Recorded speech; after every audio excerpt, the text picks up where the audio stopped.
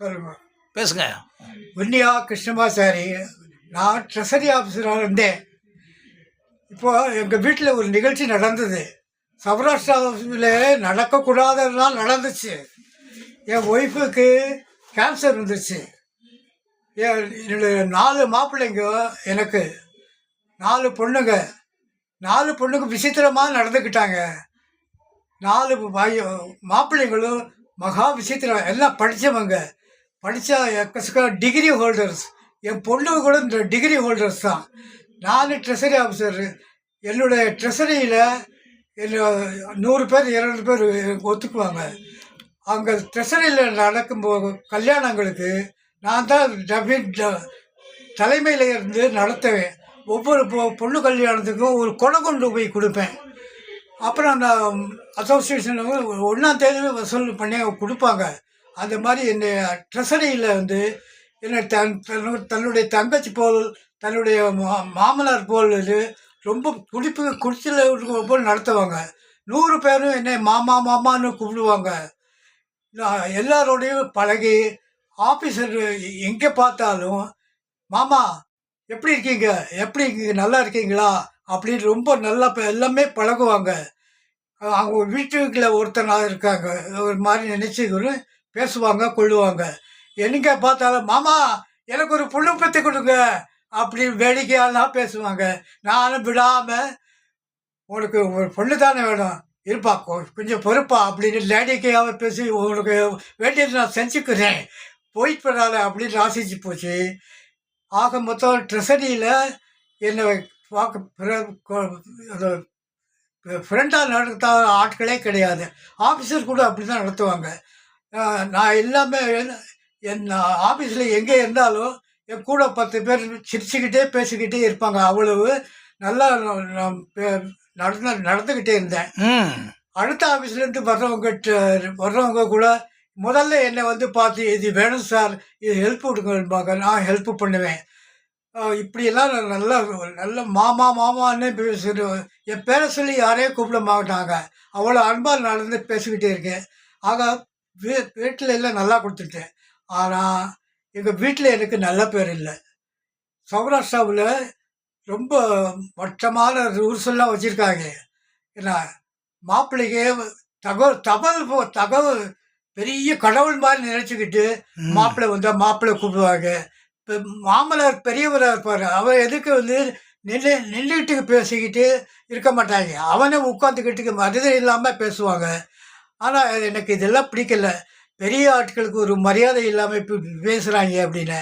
ஒரு மரியாதை வந்தால் என்னை மாக்காமலையா அப்படின்னு கூப்பிடுவா.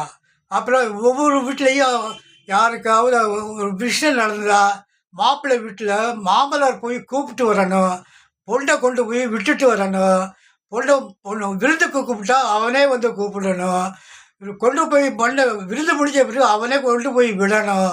இப்படியெல்லாம் மட்டமான ரூல்ஸ் எல்லாம் வச்சுருக்காங்க. எங்கள் வீட்டில் ஒரு 4-5 பொண்ணு பண்ணுறதுக்கு, 4 பொண்ணுக்கு போடுறதுக்கு, ஒரு பையனுக்கு கல்யாணம் பண்ணுறதுக்கு மகா கஷ்டப்பட்டுட்டேன். ஏன்னா பொண்ணு பார்க்க வருவாங்க, மாப்பிள்ளையை பார்க்க வருவாங்க.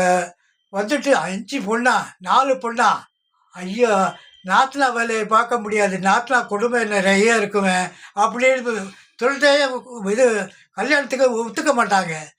4 பொண்ணை ஜெயிக்கிறது கஷ்டம்டா அப்படின்னு 4 பொண்ணு கல்யாணம் பண்ணுறது மகா கஷ்டப்பட்டு விட்டேன். ஏன்னா எல்லாம் பல 50 புரோக்கர் வருவாங்க. 50 புரோக்கருக்கு 100 ரூபா கொடுக்கணும். அவங்க ஒரு பத்திரம் கொண்டாந்து கொடுப்பாங்களும், பத்திரம் கொண்டாந்து கொடுத்தா 100 ரூபா கொடுக்கணும்.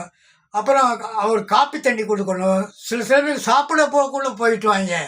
அவ்வளோ புரோக்கர் வேலை மகா தொல்லை குடித்த வேலை.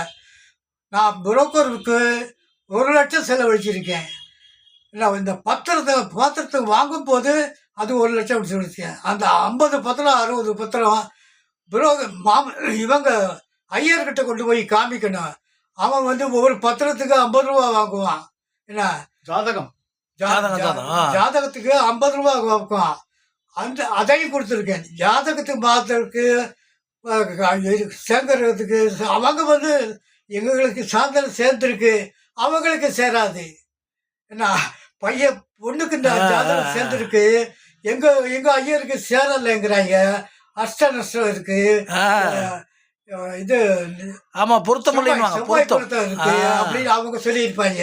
ஆனா எங்க ஜாதகம் இது செவ்வாய் பொருத்தம் நல்ல பொருத்தங்க, செவ்வாயில நல்ல பொருத்தம் இருக்கு, கெட்ட பொருத்தம் இருக்கு அப்படின்னா இவன் பணம் ஆகிருமா? அவங்க அங்கம்மா பாவனீங்க. நான் வந்துடுத்து ஜாதகம் காமிக்கிறதுக்கு மாத்திரம் கிட்டத்தட்ட ஒரு 20 வருஷம் அலைஞ்சிருக்கேன். ஒவ்வொரு பொண்ணுக்கும் 10 நாள் ஜாதகம் காமிக்கிறதே அலைஞ்சிருக்கேன். ஜாதகம் காமிக்கிறதுக்கு 2 லட்சம் கொடுத்துருக்கேன். இல்லை அமையல. அப்புறம் இப்படியே எனக்கு 4வது பொண்ணுக்கு 31 வருஷம் ஆயிடுச்சு. என்ன மூணாவது பொண்ணுக்கு அது 30 ஆயிடுச்சு. 1வது பொண்ணுக்கு மாத்திரம் அது 20 எப்படி அதிர்ஷ்டமாக முடிஞ்சது. எப்படின்னா அடுத்த வீட்டில் என் ஃப்ரெண்டு இருந்தார். அவர் ஆஃபீஸ் ஃப்ரெண்டு. அவர் இதில் ஹவுசிங் யூனிட்டில் ஃப்ரெண்டு. நான் ட்ரெஸ்ஸில் ஃப்ரெண்டு. ஹவுசிங் யூனிட் கணக்கு பார்க்க மாதம் வருவார். ஹவுசிங் யூனிட்டில் வர ரெண்டட் போய் எவ்வளோ வருங்க? ஹவுசிங் யூனிட்டில் ரெண்டட் பில்டிங் வந்து 1000 இருக்குது. ஒவ்வொரு டிபார்ட்மெண்ட்லேயும் இருப்பான். மெடிக்கல் டிபார்ட்மெண்ட்டுக்காரன் இருப்பான். அந்த அக்கௌண்ட்டு ஒவ்வொரு அக்கௌண்ட்லேயும் எவ்வளோ வசூலாகிருக்கு அப்படின்னு கேட்பாங்க. அதை எடுக்கிறதுக்கு ட்ரெஸரிக்கு வருவாங்க. நானே எடுத்து கொடுத்துட்டேன். ஒவ்வொரு டிபார்ட்மெண்ட்டுக்கும் ஃபிகர் இருக்கும். அந்த ஃபிகர் எடுத்து அவர் வருவார். இப்படியே எனக்கு 30 வருஷம் ஃப்ரெண்டு. அவர் என்ன பண்ணாருனா 30 வருஷம் என்னோடய ஃப்ரெண்டு. அவங்க அண்ணனுக்கெல்லாம் அவங்க தம்பிகளுக்கெல்லாம் பொண்ணு பார்க்கணும்பாங்க. சரி எங்கிட்ட 2 ஜாதகம் கொடுப்பா அப்படின்னு நான் கேட்பேன். அவளும் நான் ஜோஸு. நான் ஒரு பொண்ணை கூட ரெக்கமெண்ட் பண்ணேன். யார்? என்னோட ஃப்ரெண்டுக்கு அண்ணன், ஃப்ரெண்டுக்கு தம்பி, அவருக்கு ஒரு பொண்ணு கூட ரெக்கமெண்ட் பண்ணேன். அது எங்கள் ஆஃபீஸில் வேலை போகிற பொண்ணு. அதுக்கு ரெக்கமெண்ட் பண்ணேன். அதாவது என்ன ஆச்சுன்னா அந்த பையன் வந்து பேங்க்கில் வேலை பார்க்குறான், மேனேஜரு. ஆனால் குட்டை 4 அடி. ஒரு நிமிஷம் மட்டும்